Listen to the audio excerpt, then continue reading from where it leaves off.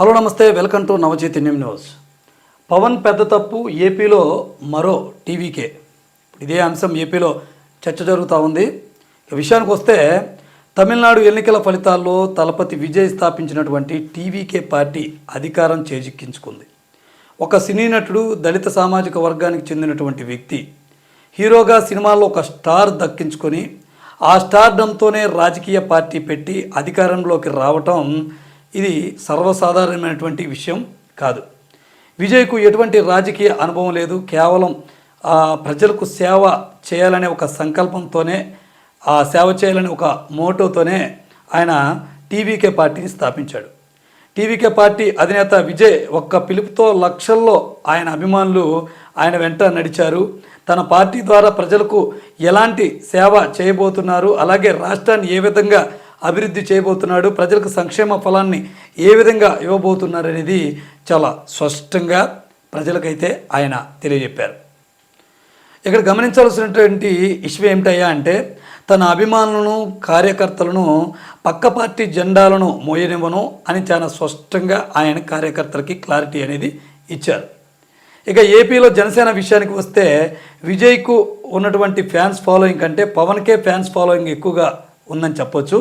అలాగే తెలుగు సినిమా పరిశ్రమలో మెగాస్టార్ చిరంజీవిగా ఉన్నటువంటి చిరంజీవి గారి కంటే కూడా పవన్ కళ్యాణ్ గారికే ఫ్యాన్స్ ఎక్కువగా ఉన్నారని చెప్పడంలో ఎటువంటి అతిశయోక్తి కూడా లేదు.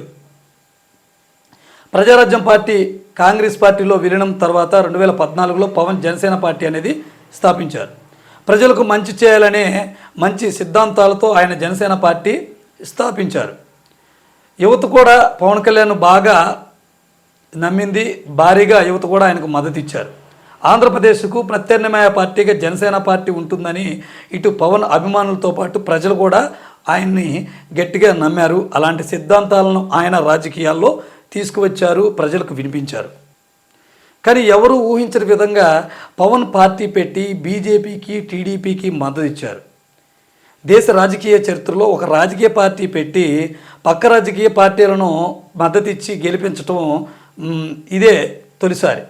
ఒక రాజకీయ పార్టీ అధినేత మరొక పార్టీ అధినేతను గెలిపిస్తే మీకు మంచి జరుగుద్దని చెప్పడం కూడా బహుశా దేశ చరిత్రలో ఇదే మొదటిసారి.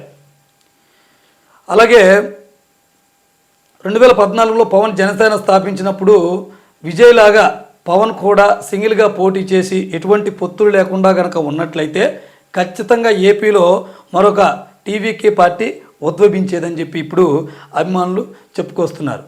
విజయ్ ఏ విధంగా పార్టీ పెట్టి మరి తన కార్యకర్తలకు, అభిమానులకు ఏ విధమైనటువంటి భరోసా కల్పించారో, ఏ విధంగా ఆయన ఎన్నికల ప్రచారంలో జోష్గా పాల్గొని ప్రజలకి దగ్గరయ్యారో, అదేవిధంగా మన పవన్ కళ్యాణ్ గారు కూడా జనసేన పార్టీ స్థాపించినప్పుడు ఏ పార్టీకి మద్దతు ఇవ్వకుండా మనమే సింగిల్గా పోటీ చేస్తుంటే ఖచ్చితంగా విజయ్ని ఏ విధంగా అయితే తమిళనాడులో అధికారం వైపు నడిపించారో ప్రజలు, ఏపీలో కూడా అదే పరిస్థితి ఉండేది.